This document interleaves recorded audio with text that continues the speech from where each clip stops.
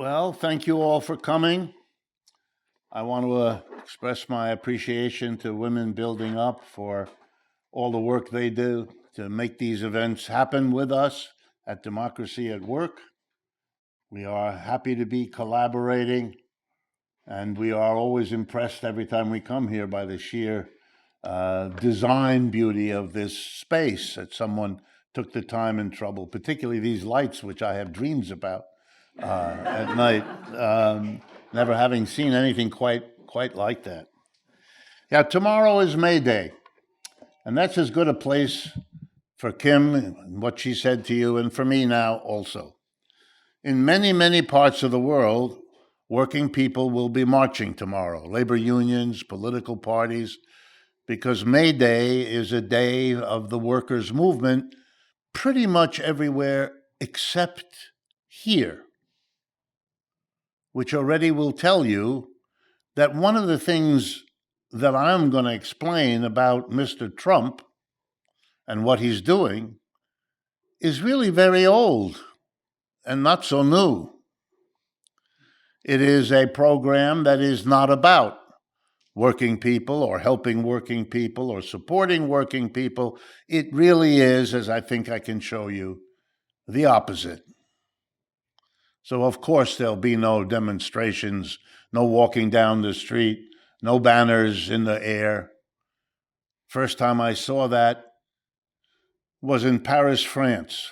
My father was French, and so France is part of my upbringing, the language I speak to this day, because I spoke it as a child. And in Paris, May Day is a very big event.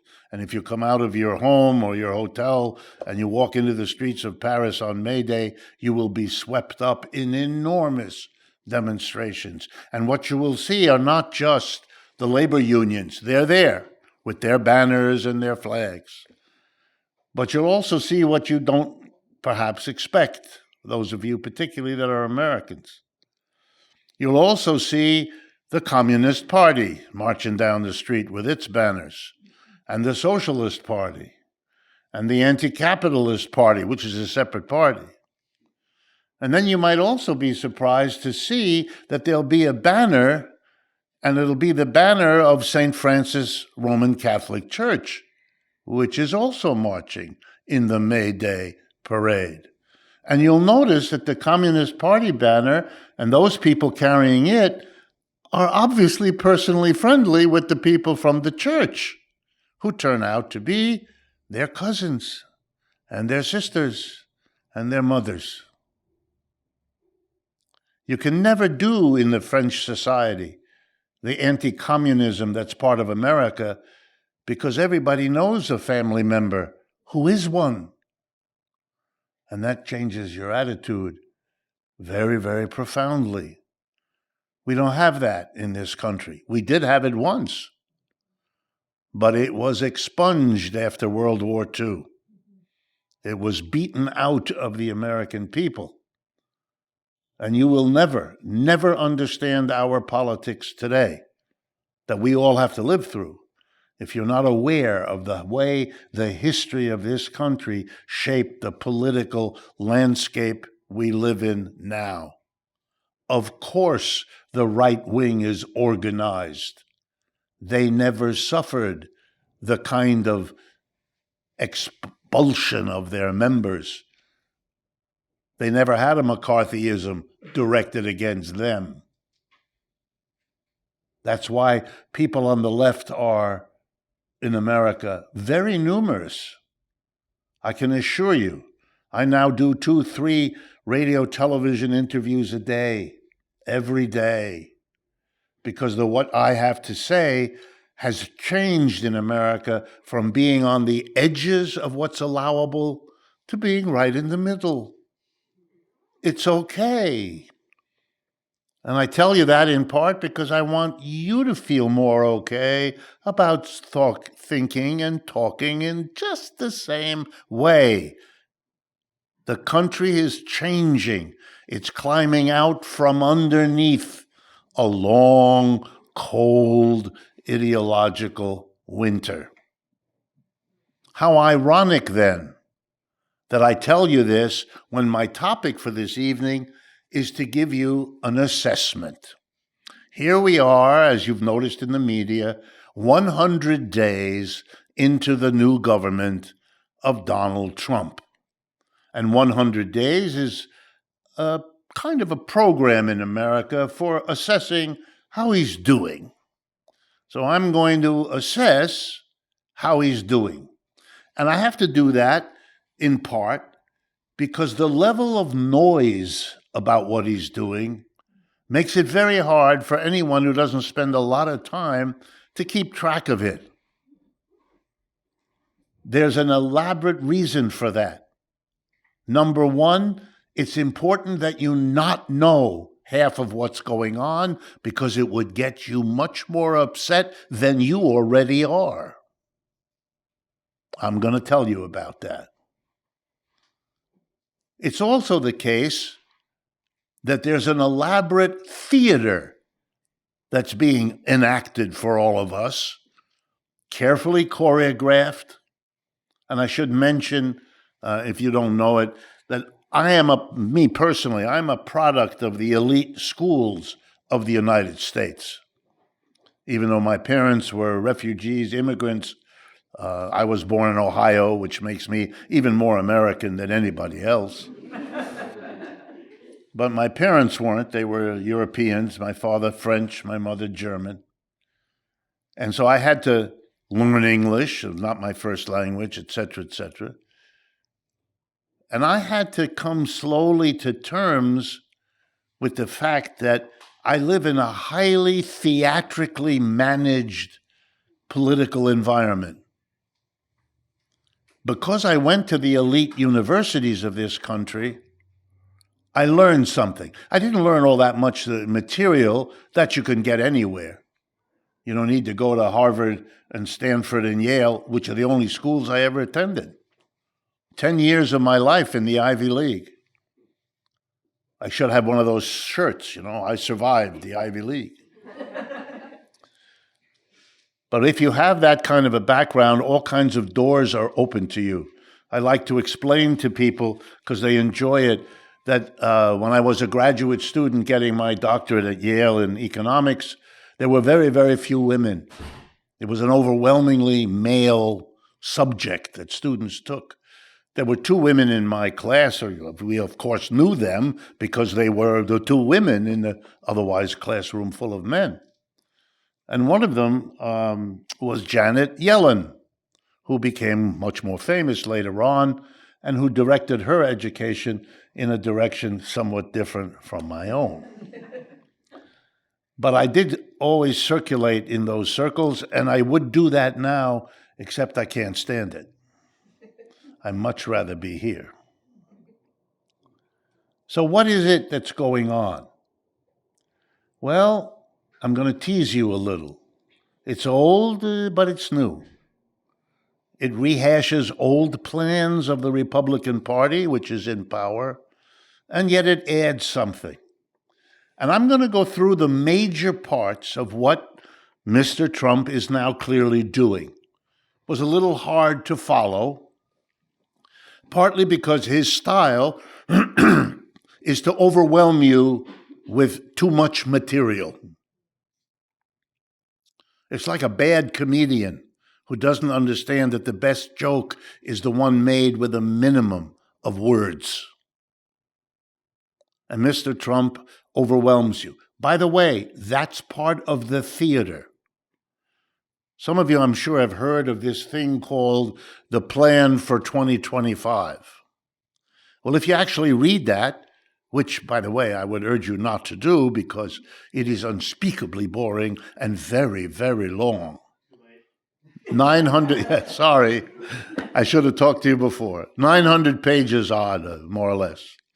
But it has in it the arguments why you should be erratic as the president, the new president, why you should say one day the tariffs go up, next day tariffs go down, but it becomes, and the people turn away.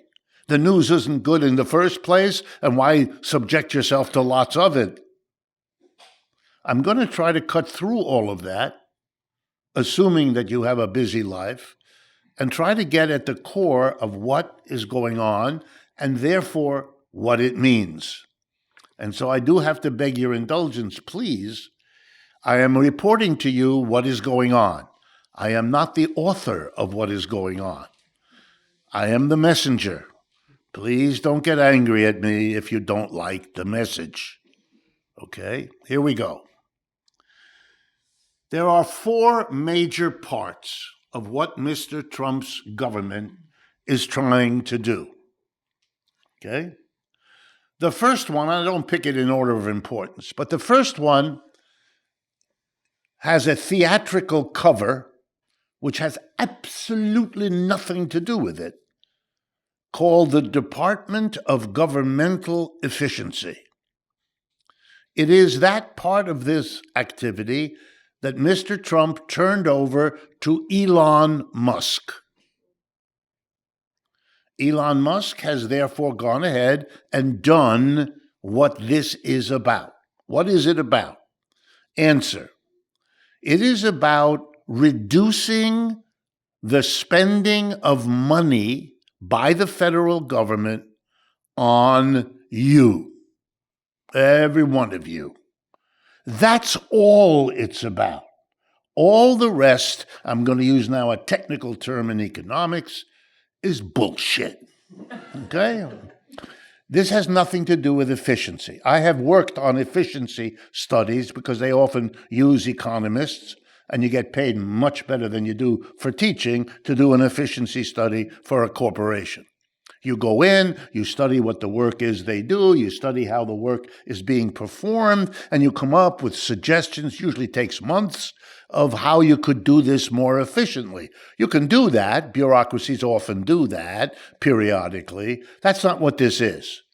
Why? Because Mr. Musk just went in and fired 5,000 people here, 10,000 people over there. That has nothing to do with efficiency. Calling it efficiency is designed, and please understand me when I say this, is designed so that you do not understand what's going on. Don't blame yourself that you haven't understood it. You have been the object of a program to make sure you didn't understand it. Oh, they're trying to make the government more efficient. Oh, no, they're not.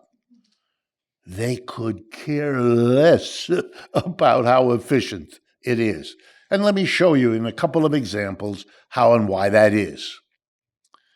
Is the federal government, and that's where all the firings are happening, is the federal government where most people who work for the government in the United States, is that where they are? And the answer is no.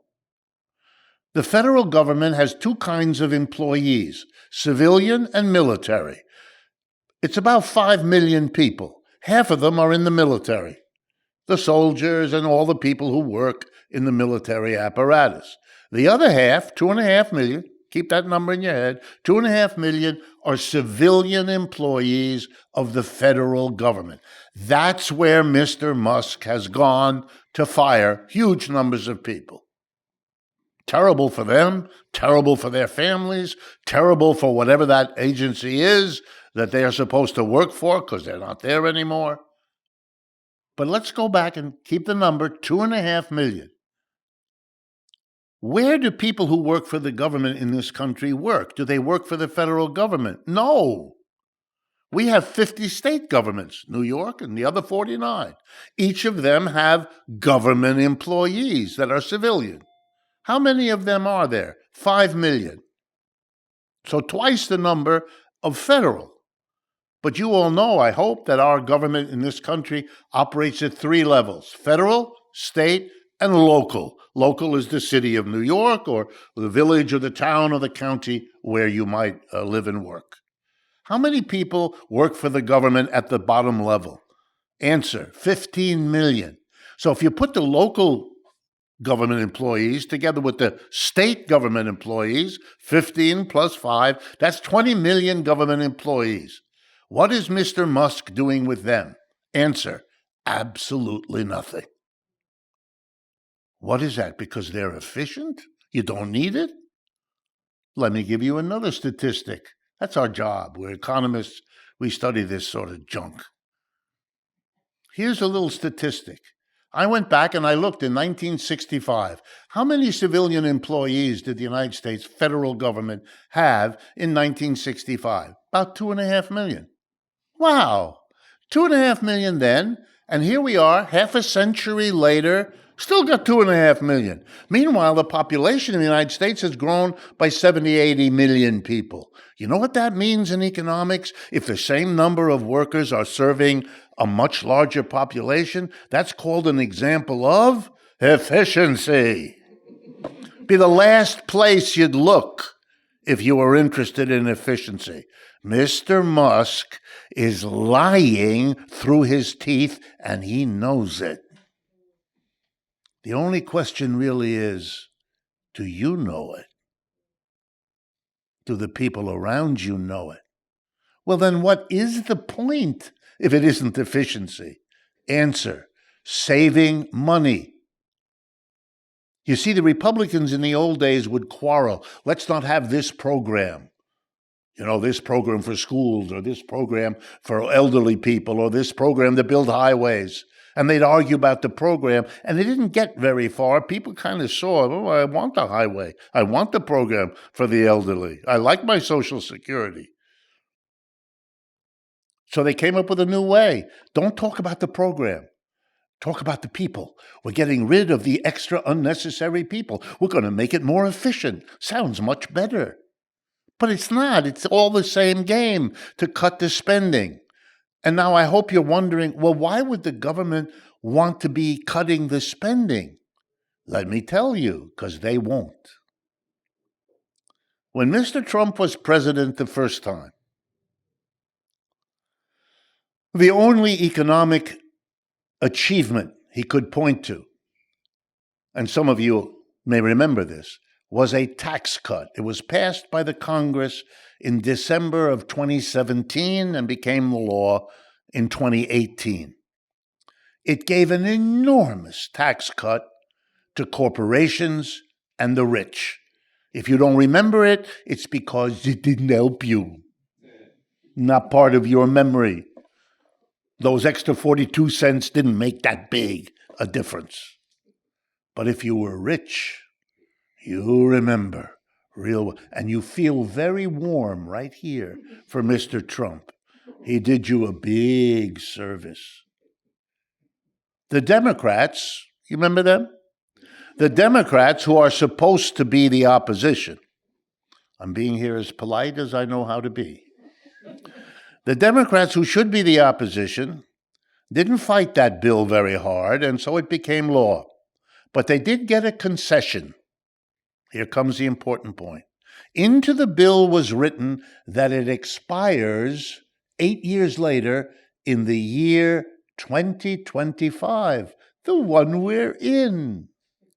And that means, unless Mr. Trump can get this done, at the end of this year, corporations and the rich will have to go back to the taxes they had to pay before they got that nice cut in 2017. And that would be as unpleasant an increase as it was joyful to get the cut in the first place.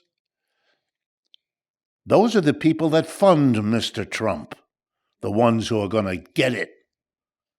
Therefore, for him to stay in office, for him to have a chance, even in the elections coming a year from this November, the so-called midterms, we call them, he's got to deliver to rich people and corporations an extension of the tax bill that was passed in 2017. And the problem is, if he does that, there's no money coming in because he's going to extend their tax cut. And if there's no money coming in, well, then how is he going to take care of the Medicaid and the Medicare and all the other obligations of the government? He can't. In fact, what does the government do when it spends more than it takes in taxes? Well, when that happens, the government has to do what what you and I would have to do. If we're going to spend more than the income we get from our jobs or our salary or our wages, we borrow. That's what those plastic cards that are overflowing in your pocketbook, that's what they're about. So you can borrow. The government borrows. Well, what's necessary for the government to borrow is somebody willing to lend to the government. Now, that's information most of you don't need to know because you've never been in the position of someone from the government knocking on your door and saying, hey, I need a loan. But if you're wealthy, you have had this experience. Corporations and the rich lend to the government. Why do they lend to the government? Well, first of all, because they have a lot of money. And why do they have a lot of money? Because the government doesn't tax them.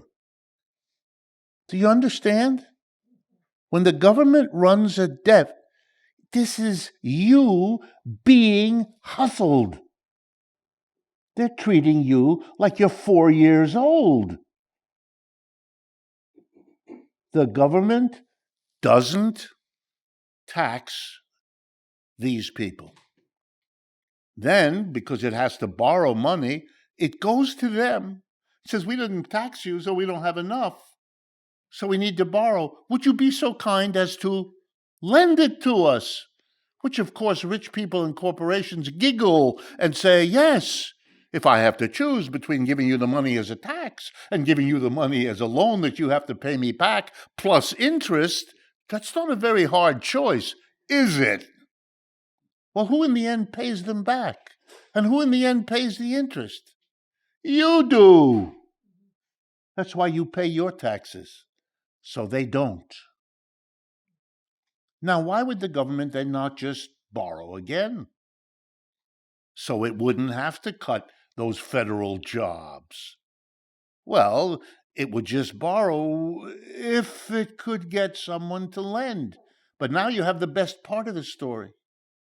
Corporations and the rich have told the government, started about 3 weeks ago, we're not willing to lend you anymore because you're too deep in debt. You're too risky to lend to. Whoa. Who told the government that? The single largest creditor of the United States. That is the country known as Japan. Japan is now the country that has lent the most money to the United States government. I'm now going to take 2 minutes to give you a lesson in high finance, which, as you'll discover, isn't very high at all. Real simple. As is most of this stuff in economics, it just has to be explained clearly. The government of the United States is the most indebted government in the world. Nobody comes close. Who lends to the United States government? The United States government doesn't care. You can be a person, you can be a company, you can be a bank, you can be domestic, you can be foreign. That's why the biggest creditor is Japan. What might surprise you is to learn who is the second biggest creditor, just a little less than Japan. Answer: the People's Republic of China. If you want to understand the relative situation of the United States and China, which I'm going to talk about a little bit later, one of the first things you need to understand is we're the debtor, they're the creditor, and you know which is the better position of those two to be in. Yeah. And this gives you an idea of also the complexity of the world. China is allied with Russia and is therefore on the side of Russia in the war in Ukraine. The United States is on the side of Ukraine, fighting against the Russians. How does the United States pay for that war in Ukraine? It has two ways of doing it. Number one, it could tax us all. You could get a letter in the mail from Uncle Sam, or in this case, Uncle Don. And Uncle Don would say, I'm fighting the war in Ukraine. It's very, very expensive. So I'll need an extra $4,628 from you this year and probably next year too. Have a nice day. You want to see the war in Ukraine come to a screeching halt? Try that. We don't fight wars with taxes because we couldn't get away with it from the American people. We only borrow for the war because that way we don't have to go. And we've been doing that, a lot of it. We borrowed for Vietnam, we borrowed for Afghanistan, we borrowed for Iraq, we borrowed for the Ukraine. We borrow until the lenders say, no more. And that's what the Japanese have done.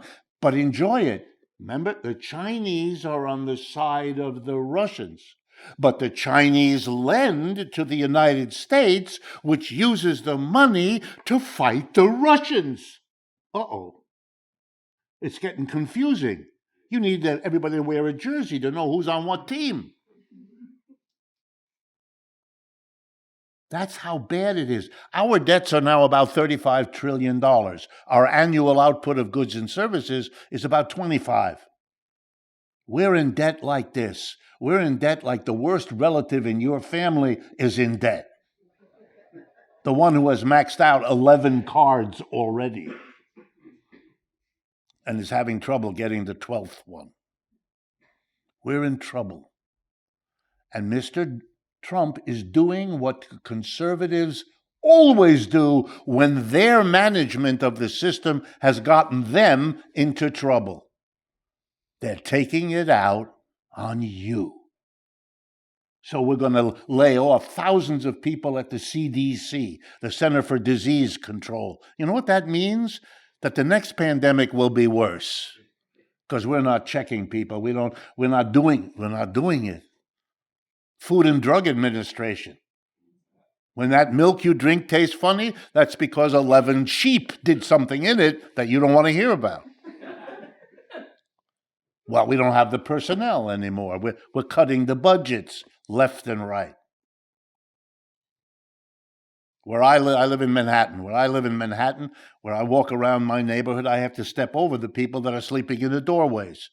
If they are doing what they're planning to do with Medicaid, there are going to be a lot more people sleeping in the doorways. Come on. In a way, you all know this. But I'm going to continue, and remember, I didn't do any of this. I'm just describing for you how it's going. The second thing, after the efficiency of the government nonsense, is the tariff. Now, the tariff program of Mr.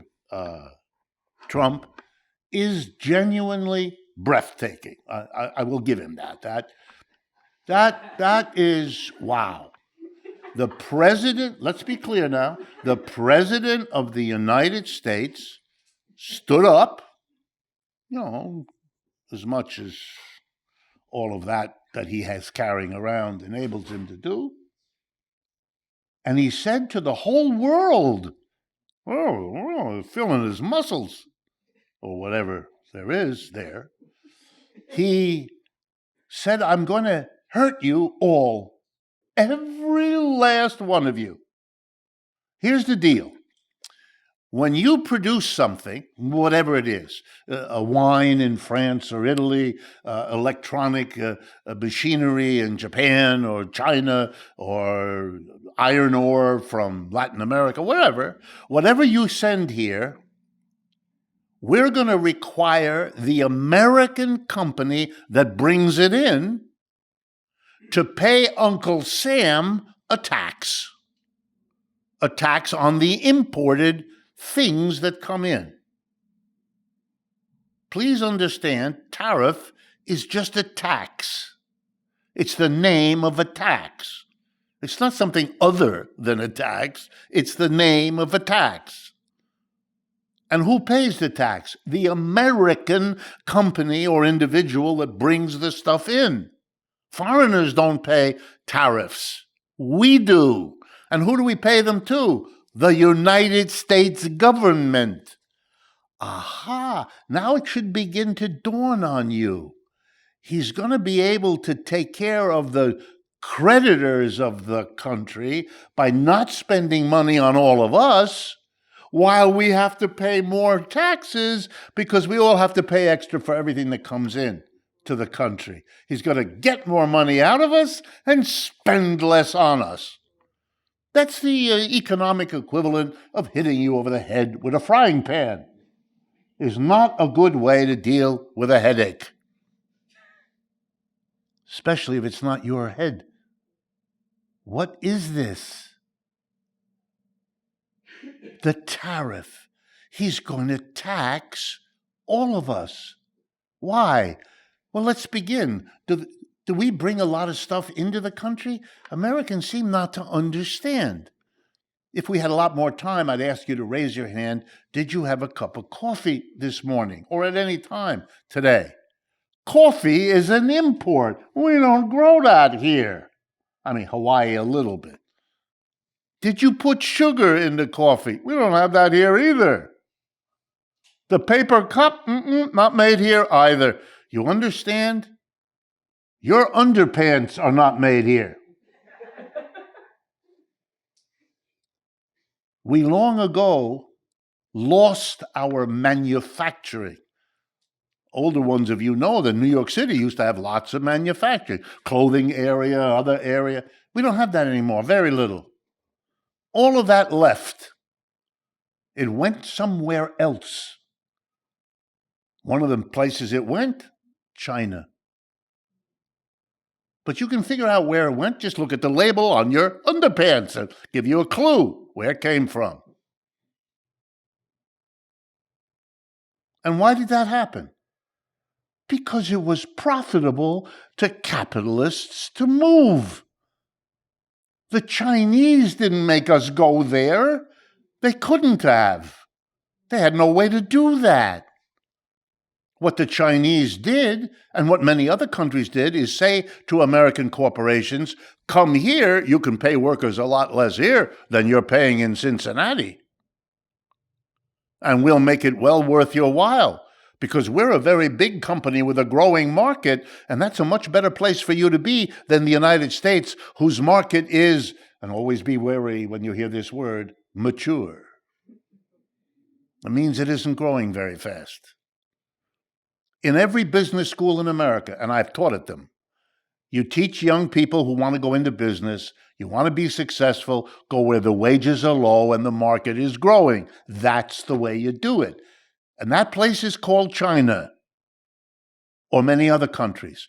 So American corporations, to make more money, did that. That isn't the bad government that did that. The government in this country didn't do anything. It got out of the way. We call that neoliberal globalization. Sounds better. They just got out of the way, and American corporations went to where the profits are, because that's the way capitalism works. The Chinese made a demand. They said, okay, you can come here. You can hire our workers. You can make a ton of money by low wages that our workers accept. And you can sell your product all over China, which is one of the great growing markets in the world right now.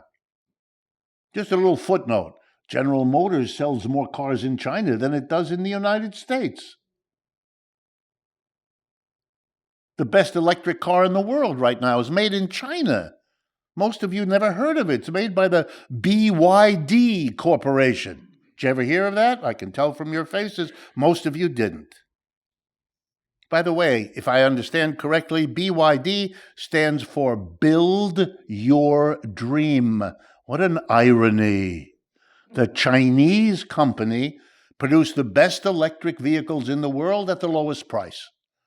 There was a competition over the last 10, 15 years to build electric cars. You know all about that, to replace the gas-burning cars.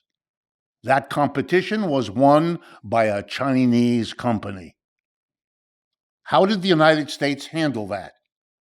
By excluding it. Mr. Trump started with a 27.5% tariff, and Mr. Biden raised it to 100%. So if you want to get a $30,000 electric car or truck from China, here's how you do it. You send $30,000 to China, they send you the truck. But if you want to pick it up at the dock, you got to pay 100% again, another $30,000 to Uncle Sam, making the final cost to you 60 grand, which you all, as Americans, say, no thank you, too expensive. There are no BYD trucks and cars on the roads in this country. But if you go to Europe right now, they're all over the place. Why? Because Europeans want to buy the best, cheapest car. You might like it too. Tough. You don't get to do that. Who does that protect? General Motors, Ford, and Tesla. Because they are producing their cars somewhere other than China. Wow. Wow. You're the victim here, over and over again. But that's just the beginning. I'm now going to tell you things that ought to scare you. This is an act, an aggressive economic damage done by Mr. Trump to every country on earth. Every one of them now realizes that their market in the United States is in trouble. Americans are going to have to pay a tax to Uncle Sam to get the French wine or the Belgian chocolate or the computer part or the Apple phones, all made in China. Come on. Your morning latte, if this goes through, will set you back $25. How often are you going to go then? Starbucks is in a complete tizzy. Their business is disappearing. Nobody can afford it anymore. We are becoming a country that looks like those we used to watch on National Geographic programs on TV. A few rich people in a few elegant cities surrounded by a vast sea of poverty. That's where we're going, folks.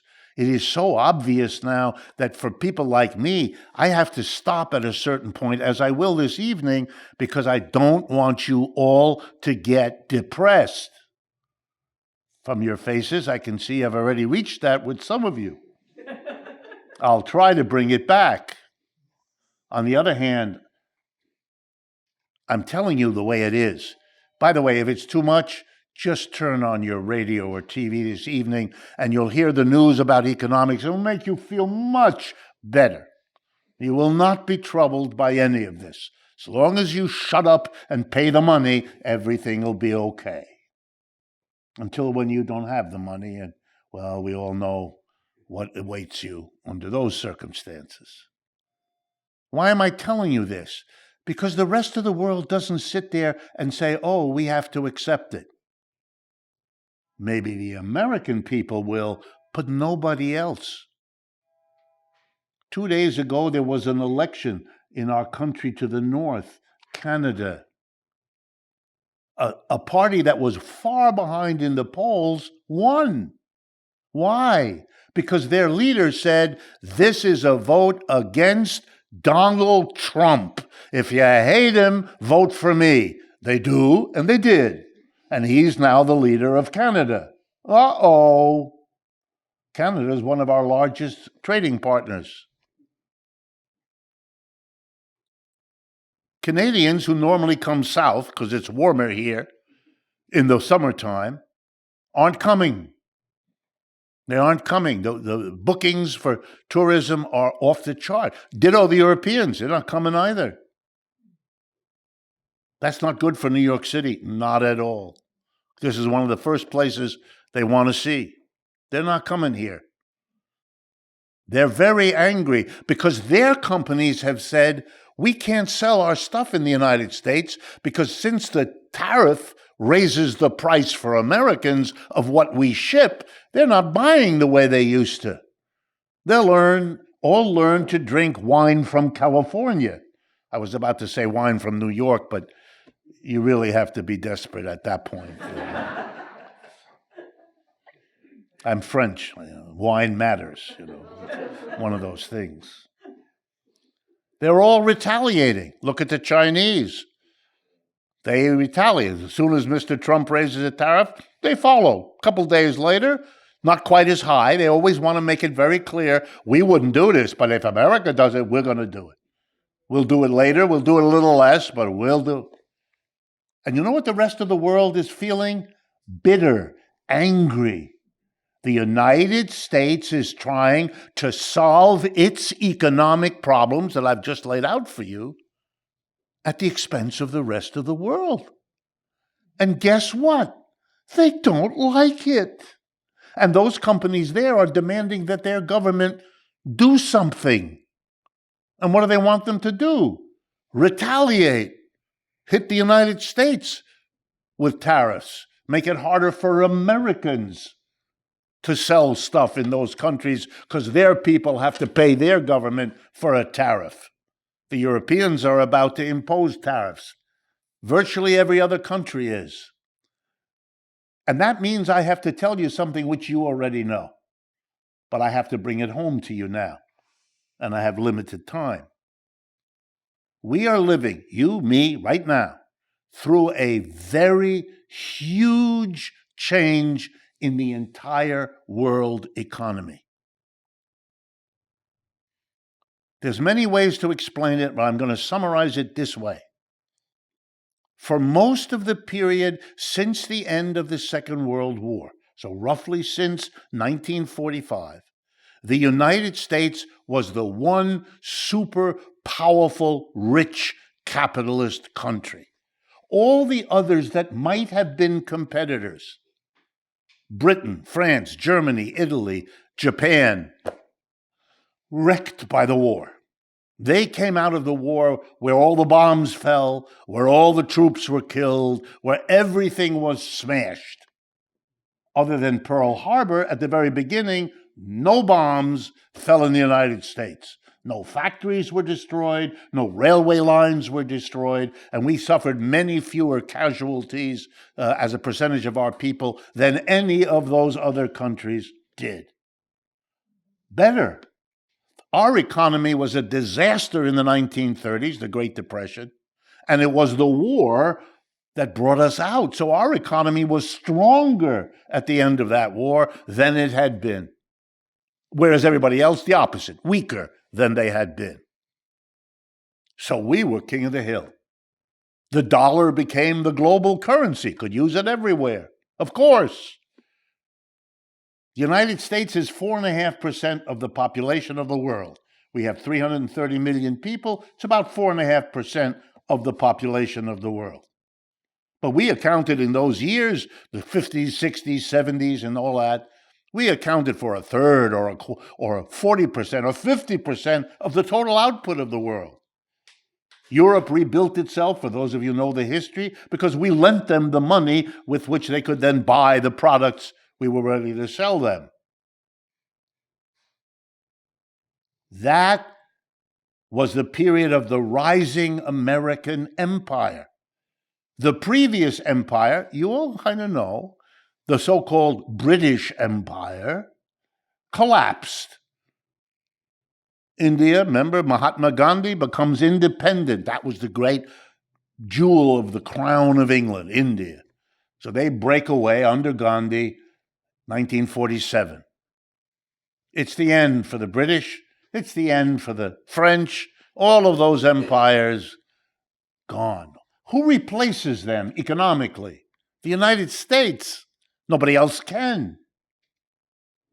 And we made it a fortune of money, and the American economy took off, and we lived in a country that persuaded itself that it wasn't these peculiar circumstances of the war, and no, built into America is the exceptional quality. We work so hard, and we save our money, and there again we encounter that economic concept, bullshit. And how do we know?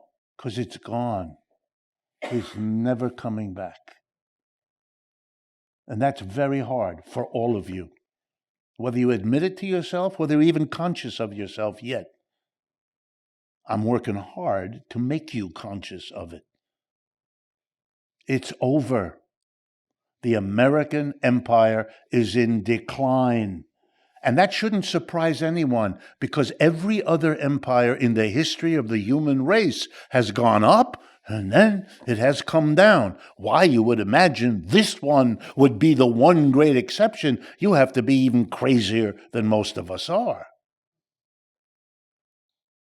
It was never a question of whether, it was only a question of when, and when has arrived.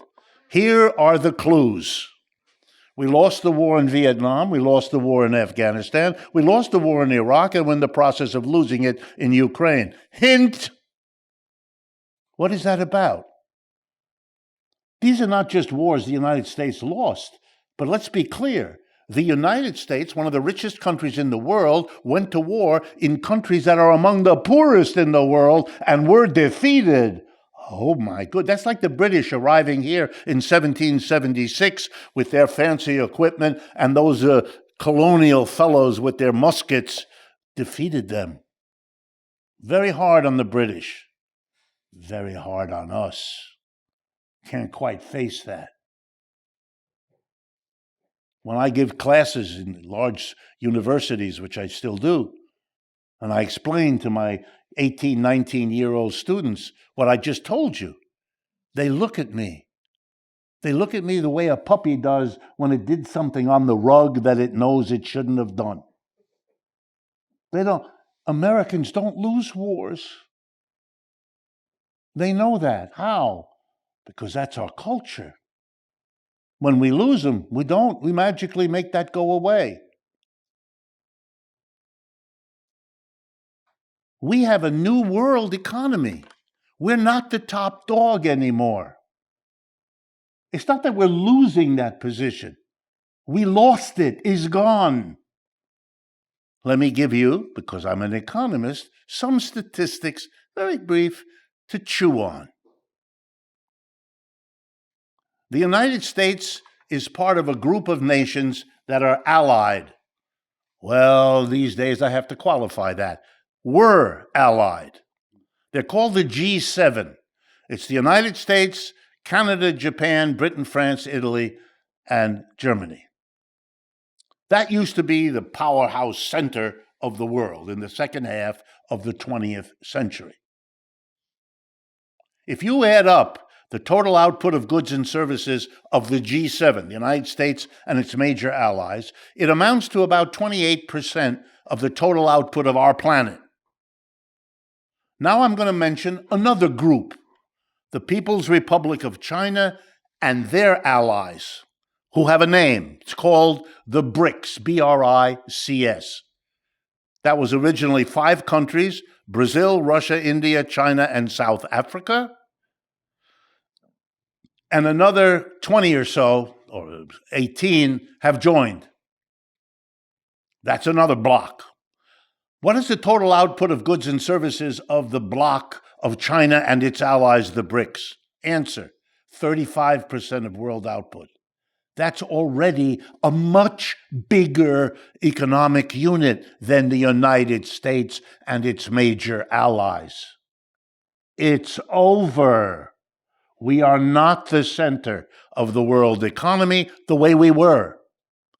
Every country in the world is rethinking its strategy. Political, economic, military, ideological. Every company in the world that has any international business is trying to figure out, what does this mean? When African countries these days are trying to figure out, where do we get the money to build the railroads that we need? They used to go to New York or London or Paris.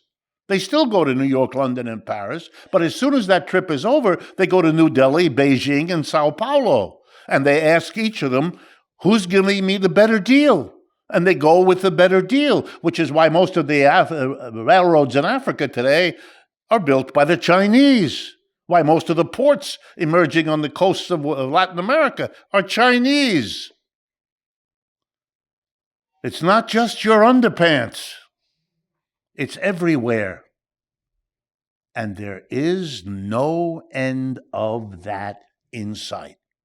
The International Monetary Fund, a Western agency that cannot be accused of any leftism whatsoever, tells us that in the last year, 2024, the United States economy grew by 2.8%, which was better than all of the other G7 countries. The IMF tells us that China last year grew 5%, double the rate of the United States, and India, another member of the BRICS, grew 7%.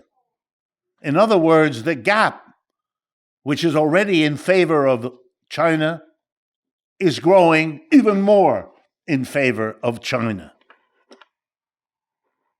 The United States doesn't know what to do.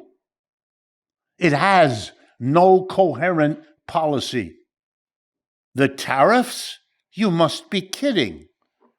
The tariffs against China. We are going to contain China. The older ones of you might remember that's what was said about the Soviet Union after World War II. George Kennan came up with the plan. We're going to contain them. We're going to put military bases all around them, which we did. We're going to build alliances around them, NATO, which we did. And we're going to bring them to their knees, which we did. We did. So the same policy is being pursued with regard to China. It's even called a Cold War or a new Cold War against China. This is the worst mistake imaginable, economically speaking. Why? Because the relationship between the United States and China is completely different from the relationship between the United States and the Soviet Union. The Soviet Union, for those of you who never paid attention or were never taught this stuff, and in America it's mostly the latter, the Soviet Union was never an economic competitor of the United States. It never came close to anything remotely like that.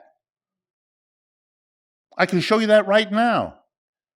Remember I said a few moments ago, the GDP, the gross domestic output of the United States, about $25, $26 trillion right now. What is the size of the Russian economy? The inheritor, what's left of the Soviet Union today?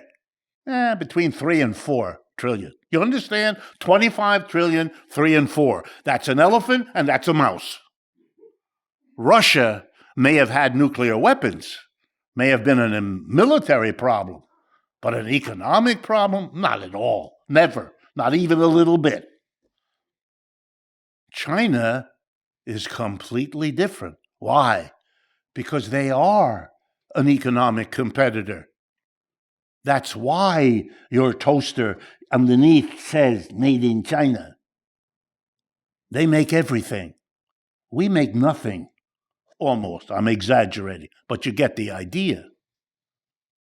Our businesses went there. So did the Japanese, so did the Europeans. They all went for the same reason. Profit. It's how capitalism works. We're left with the results of how capitalism works. And by the way, the companies that went to China, they did make a big profit. That was a smart move that they did for their profits. That movement began to get really big in the 1970s and 80s. And the stock market performance in this country, for those of you who've paid attention, has been really good in the 70s, 80s, 90s, and even to the present. If you were a participant in the stock market, you got a share of the extra profits that came. But if you weren't, you didn't.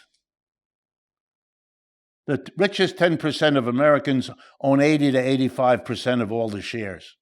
You're not part of that group unless you're a very unusual person, and in that case, please give me a loan after the class.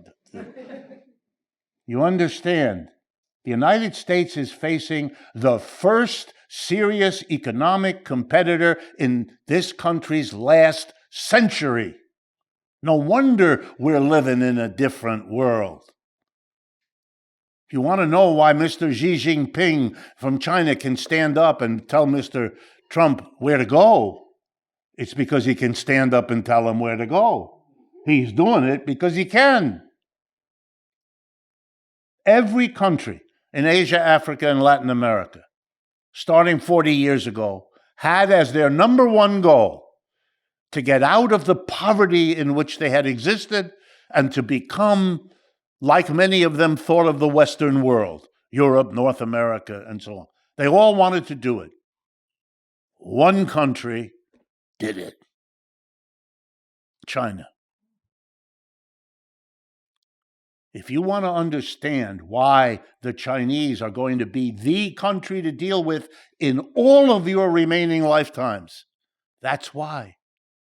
They're the model. They grew further, faster than anybody has. They overcame poverty for a very large part of their population. They have an economy different from the United States. For those of you who are not familiar, let me mention it briefly as I try to wind this down. They don't have a dominant position for private enterprise, owned and operated by an individual or a group of individuals or a group of shareholders, what we're used to in the United States. What do they have? Do they have an economy in which the government owns and operates all the enterprises? Absolutely not. The Soviet Union went in that direction. They had the government take over. That is not what the Chinese did. What did the Chinese do? They made a decision around 1960s when, for some of you may remember, they, having been the protege of the Soviet Union, entered into fighting with the Soviet Union, disagreeing with them, and even having military clashes between Russian soldiers and Chinese soldiers. They took a different direction. The Chinese economy today is a hybrid. About half of its enterprises are privately owned and operated by Chinese people, by Americans, by Europeans, Japanese, and it's open. The other half is owned and operated by the government. So they're not the American model, but they're not the Soviet model either. They're something different. And what they have is a powerful government that coordinates these two different parts. And the basic rule is we, the government, run by a political party, the Chinese Communist Party, this is what we want to have develop in China. If the private sector can make profit by doing some of this, good, go do it. But if you don't make it, if you don't do it, we, the government, will do it. We don't give a damn about the profit. We give a damn about making this society evolve in a certain way. If you go to China today and you move around the country, you will almost certainly do it by rail. It will blow your mind. You have no idea what a railroad can be until you go there. I mean, there's some other countries do this also, but the Chinese are way ahead. Rapid, beautiful, wonderfully appointed trains. We don't have that at all. Can't we build trains? Of course we can. Do we have the technical knowledge? Of course we do. We built a lot of railroads in the history of this country. It's not profitable, so we don't have it. It's not profitable there either, but they do have it. Why? Because the government did it. This is a whole different way of thinking about what an economy is there for. I mean, either the economy is there to serve us, the people, or we, the people, are there to serve the economy. You want to think about that. Most of you don't. Those of you that are students or remember what it was like in student time, remember how you thought a little bit. What's the right course for me to take? What's the right major for me to select? Where are the jobs? Where do I fit in? That's you fitting into an economy. You know, the idea is the other way. The economy should fit you. If you're miserable and bored in your job, the problem is your job. But a successful system might survive for a while if it convinces you, if it can, that the bad fit between the economy and you is your fault and your problem. And so now go and get high to forget about it all. Come on. Somewhere you do know. All right, let's bring it down to the next step. The next step has to do with getting all of this done. How do you pass a tariff that's going to make the United States what it now is? I read European newspapers every day. It's part of my job. The United States is now called, in a growing number of quite conventional newspapers in Europe, it is referred to as, quote unquote, a rogue state. A rogue, you're the bad guy. I'm an American. We are the bad guys. We're shaking everything up. We're making everybody else pay for our economic difficulties, which we got ourselves into. They're not happy with this at all. Our alliances are very weak because of it. It's not just that Mr. Trump wants to put a tariff on Mexico or a tariff on Canada or a tariff on Europe, all of which he's trying to do. It's the outrage that people who feel they've been close allies are now being treated really shabbily. And I don't think that's at all a misunderstanding. I think where it takes us is one of the points I want to leave you with. Mr. Trump's regime is a regime best understood as a regime of desperation. This is a society having a very hard time facing that the empire is over, that it has real competition. I want to remind you, every major high-tech firm we have in Silicon Valley has its equal in China. We don't stand out relative to them at all, despite the fact that they have 4 times the population we do. The BRICS, China and its allies, is over half the population of this planet. The United States is 4.5% of this planet. Think about it. Which side are you on is going to become an important question in your life. This is an enormous amount of material, even in the summary way I've presented it, for you to take in. I know that. On the other hand, what is the option? To go along with the make-believe every night on the television? Where everything is where the most exciting thing is whether the interest rate will go up a little or go down. Stop. You have a cancer and you're worried about where the Band-Aid goes. Band-Aid isn't what we need anymore. We need big changes in our foreign policy, in our domestic policy. But we don't get that. What we do get is a horrible scapegoating, among the worst kinds of scapegoating I've ever seen. And that's what we are doing to the quote-unquote undocumented immigrants of this country. What are we doing? Yanking people out of their homes, off their jobs, putting them on an airplane to deposit them into a jail in El Salvador whose conditions are beyond human decency. What? These are people who've worked here for 20 years, paid taxes here for 20 years. What are we doing? Where did we get off doing such a thing? A country that used to pride itself on being the place to which immigrants come, having absorbed many immigrants, having to say, which is true, that the immigrants help build whatever this country has. Well, what are you doing, chucking them out? What in the world would make you do that, given your own history?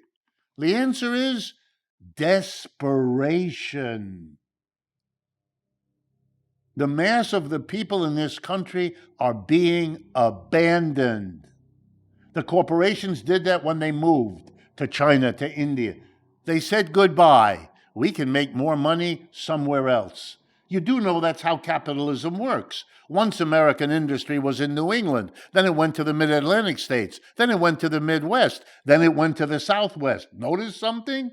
The places that it left don't look so good. If you go to Western Massachusetts, you'll see lots of old 4-story brick buildings, which is where the factories used to be.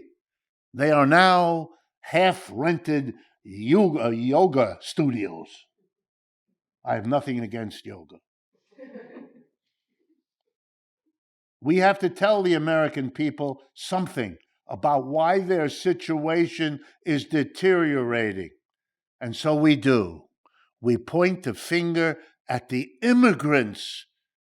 And we point the finger at the Chinese, as if the Chinese came and took the factories out of the United States. Roughly half of what comes from China into this country now is materials produced there by subsidiaries of American corporations who went there when it was profitable. No one held a gun to their head. No American did, no Chinese did either. If you don't like the outcome, and I hope you don't, then you have to understand, and this I plead with you, this is not the problem of this or that government. What Mr. Trump is doing is very ugly on its own terms. But all of this started before Mr. Trump, and most of it will likely continue after Mr. Trump.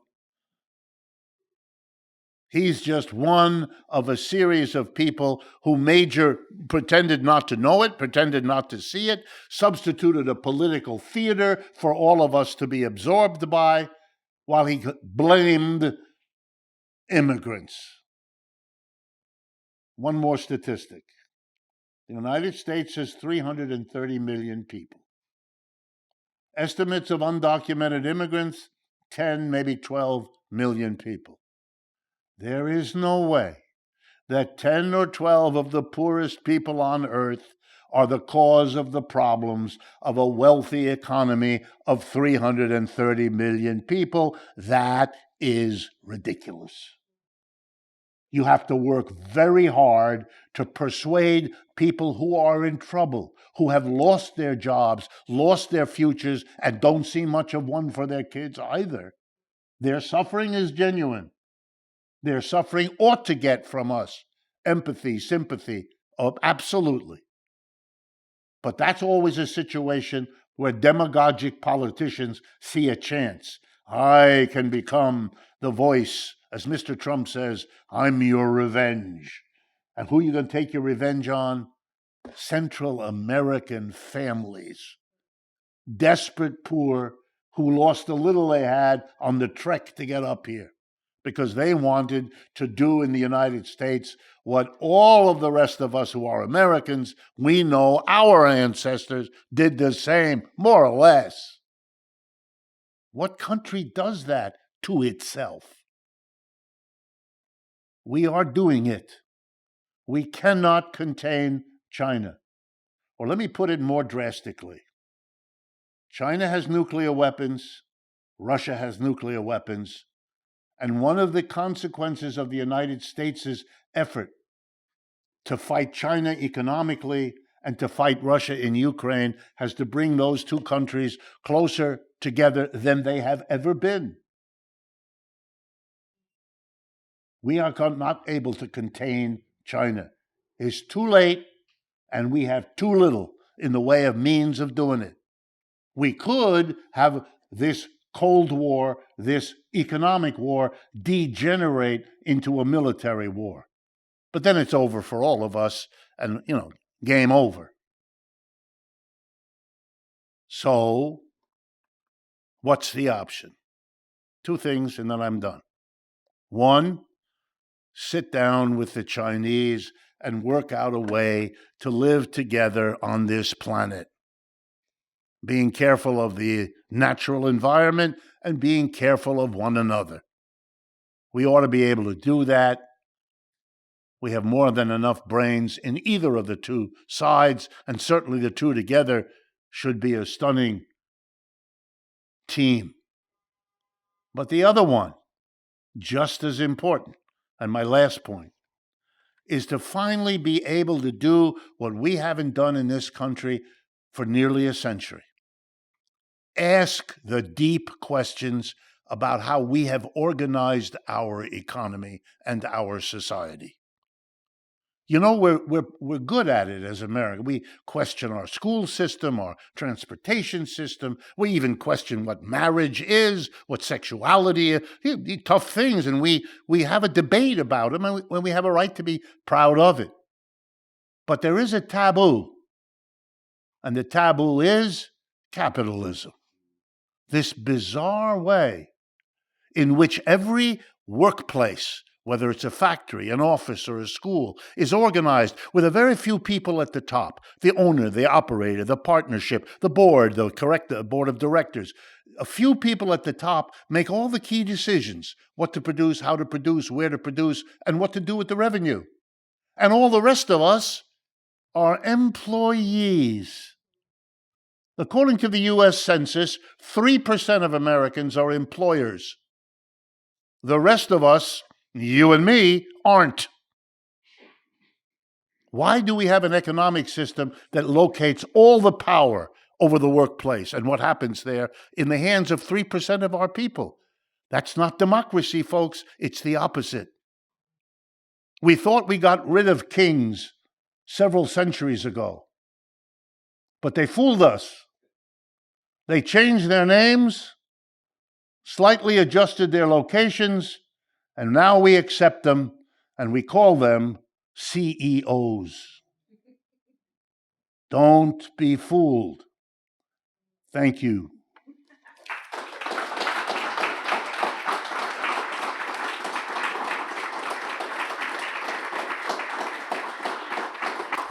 Okay, everyone, we have a question and answer period, and we have a microphone here. So if anyone has a question that they would like to ask Professor Wolff, please just sort of come up to the queue here and